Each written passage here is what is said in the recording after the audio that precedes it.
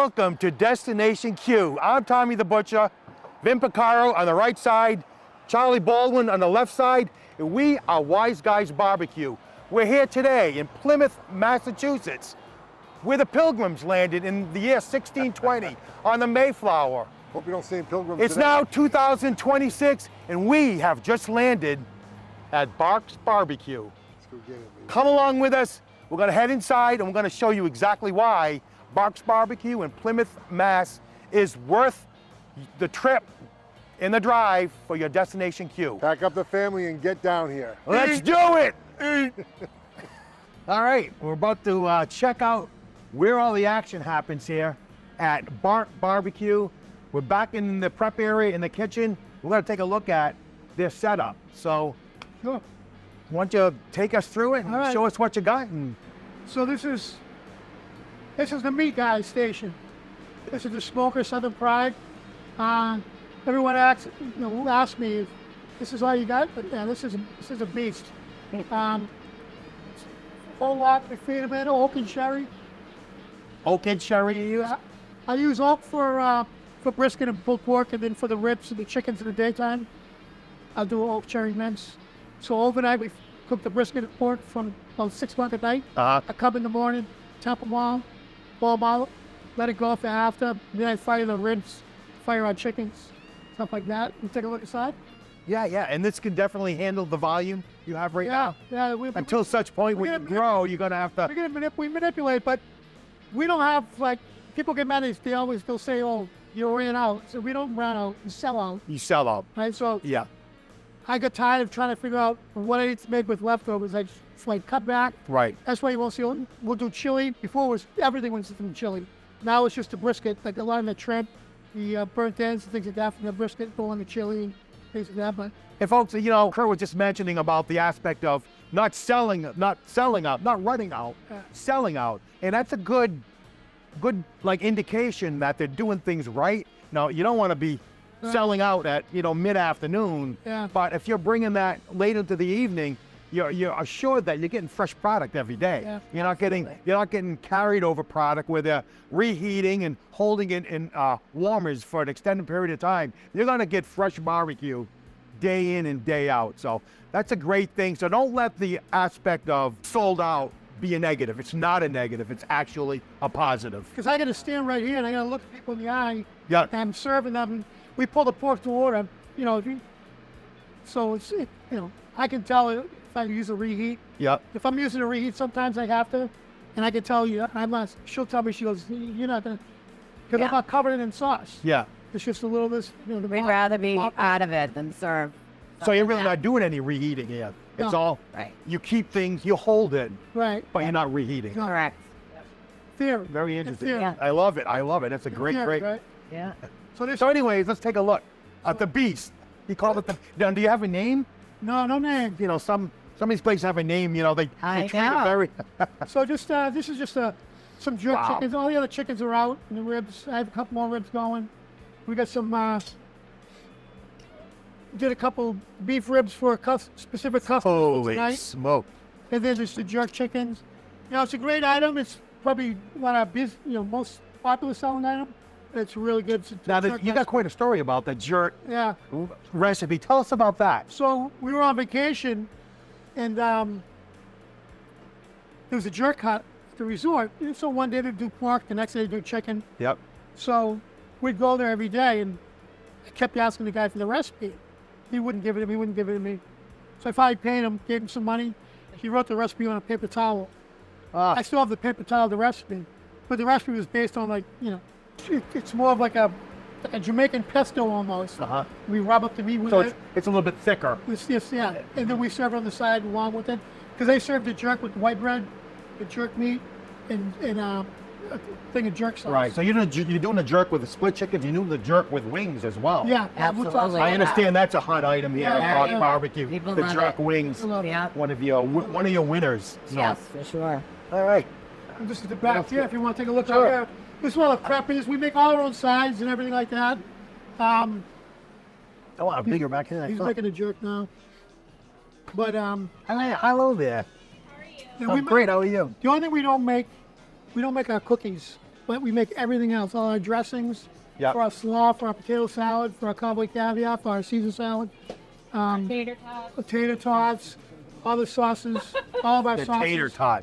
What's your most popular side? What does everybody kind of gravitate to? Or is it pretty spread out? No, across I the would board? say for sure probably our mac and cheese Mac and and potato cheese. Yeah, we salad. use But that for mac and mac and cheese, cheese. everything's Yeah. homemade, like Kurt said. Yep. But mac and cheese is definitely at Yeah. the top. Yeah, that's, Sure. I mean, we're talking about a quintessential classic Yeah. comfort food. Right. So, Like the Sweet sauce. This is the, wow. Check this out. big pot of sauce. One big pot of sauce. Yes. Sunday gravy. That'll go Sunday gravy. There you go. We're familiar with that back Yes, in Rhode you Island. are. Yeah. The old Sunday gravy. Kurt's familiar with that himself. That's All right, it. well, That's about it back here, really. I mean, I don't know if you want to show them the walk-in and all the meat. We use Hatfield ribs. I love them. Yep. Hatfield ribs, Yeah. Nebraska briskets. That's one of the keys is getting the right meat to start. We started with dumb quota briskets. We went to started using like the Nebraska, the size, Yep. consistency when they can get them. And they're prime, so it works out really well. All right, well, there's a look at the back room here at Bark's BBQ and where they do all their preparation, where all the cooking is, where the smoking is. And so stick around, don't go anywhere. All right, thanks for joining us. We finally made it inside. We're seated here, got Charlie to my left, and it's an honor and pleasure for Wise Guys BBQ to meet and introduce the husband and wife team here at Bark BBQ in Plymouth, Mass. They've been knocking it out of the park, making a name for themselves down here. Kurt Steinberg and his wife Janice. Welcome, guys. Now, there's a common thread in Bark BBQ as we get around, and we're learning that a lot of these barbecue restaurants are being run by teams that have a passion and a love for barbecue. They didn't necessarily get started in barbecue, but they've had a lot of years in the kitchen, culinary background, culinary training, and somewhere along the line, they get an epiphany, something happens, and they see the light and they go into the world of barbecue. So enough of me. Let's hear what they have to say. So, Kurt. Jeez. Yeah, so I was exec chef for hotel companies for about 30, 35 years. Came across a point to open our own place, and we had to decide what we wanted to do. So I've always enjoyed doing barbecue on the weekends. So, and the lack of barbecues in this area, we decided to give it a shot. And we've been fortunate enough to have great customers and start off with great ingredients, great techniques, and keep it simple. Kurt, where'd you get your style from? Like we noticed on this, especially up here in the Northeast, places tend to pull from a lot of different parts of the country. Mix in a little Texas, a little South Carolina. Where did you guys get your concept from? So when I used to barbecue at home, I would do basic things like ribs and pulled pork, and so it was butts, and it was basically you look at the Carolinas for that, and then started looking at Texas in terms of brisket. And I really kind of, as a chef, I know what I like, but I wanted to do things the right way and how things would come out. So we would look at all the best places, like what were they doing right? What did the people, I like how with the pork, you keep it real simple. I just throw a little mop sauce. We don't put any sauce on any of that. And with the brisket, just salt, pepper, and a couple other ingredients on the rub. Smoked that for 12, 13 hours. And it was more or less, as a chef, I knew how to season things, how to cook meat, and how it's going to come out. So That was a big thing for us here too, because everybody always expects everything to have a bunch of sauce on it. Yeah. And you don't want to hide the meat. You know what I mean? You work so hard to get Yep. the meat. We use really quality meat. So to just have a dry rub and no sauce was really hard for people.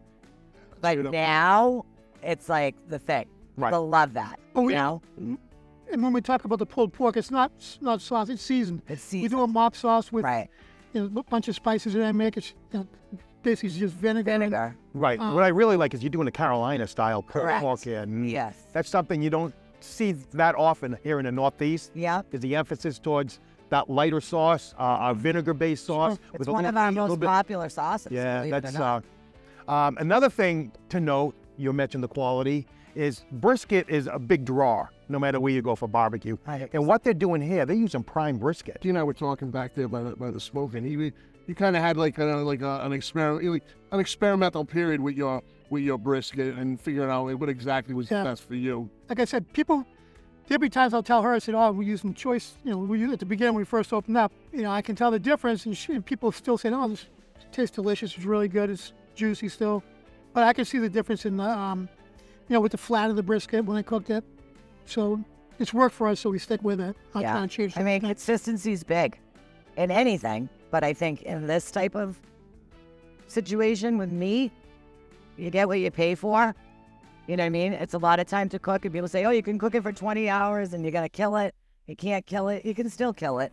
Now, tell us a little bit about your awards. You've been recognized with some awards here in the South Shore. We really Best have. barbecue, best ribs, best wings, best catering. That's another thing you're doing as well, Yeah. catering. So, Catering's you guys got all the best categories all up here. We've been really lucky. We're in a great spot. Plymouth has been amazing for us. Plymouth is enormous. In the amount of time we've been here, there's still people that walk in the door and didn't know we were here. But we have a lot of regulars, a lot of support. Catering's huge. It goes so far. It's so fun for a party. People enjoy it. And like I said, there's not a lot of us. So I think when people start to try it, or people come in and say, oh, we had your food at a party, it kind of speaks for itself. Right. So it's a win-win for us, really. And what's some of the other menu items here at Bark that you're really excited about, that you really love to get behind and showcase and promote?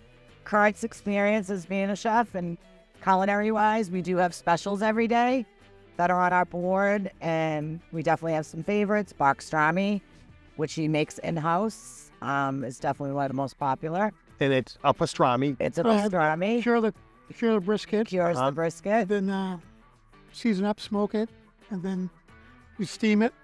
Yep. Marble rye, sauerkraut, Munster cheese, and homemade triple grain mustard. So we're very fortunate. We timed that just right this weekend You're because gonna have it. they've got Bark-strami here for the weekend.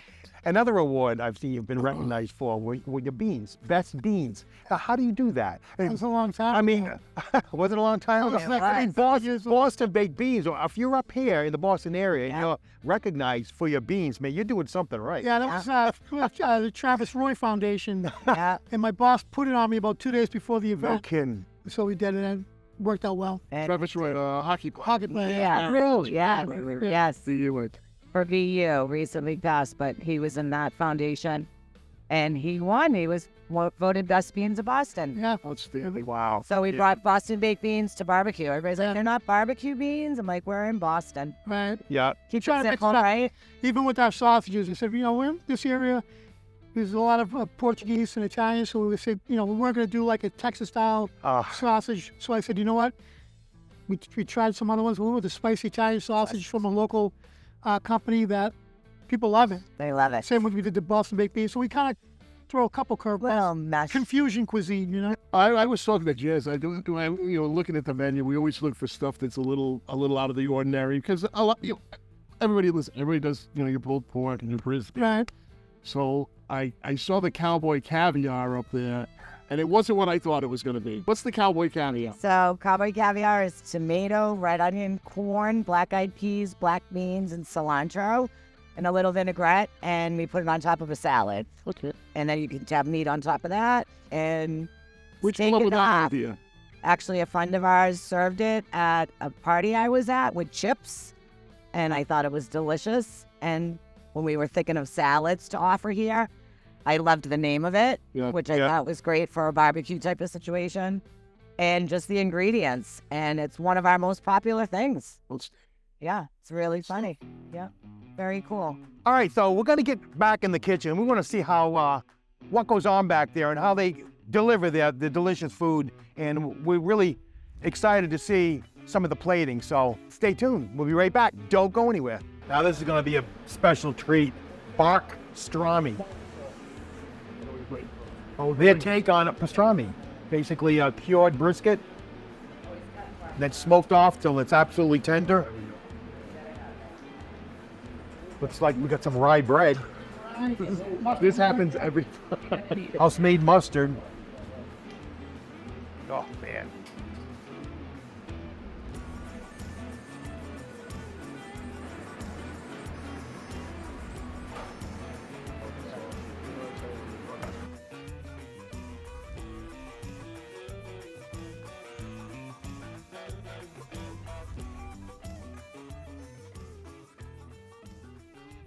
And you're serving that with a Munster cheese? It looks Yeah, like. I don't want to- Yep. ordering food. Actually, the Munster is nice. It's softer, Yeah. and it can kind of melts a little bit with the pastrami. It becomes one.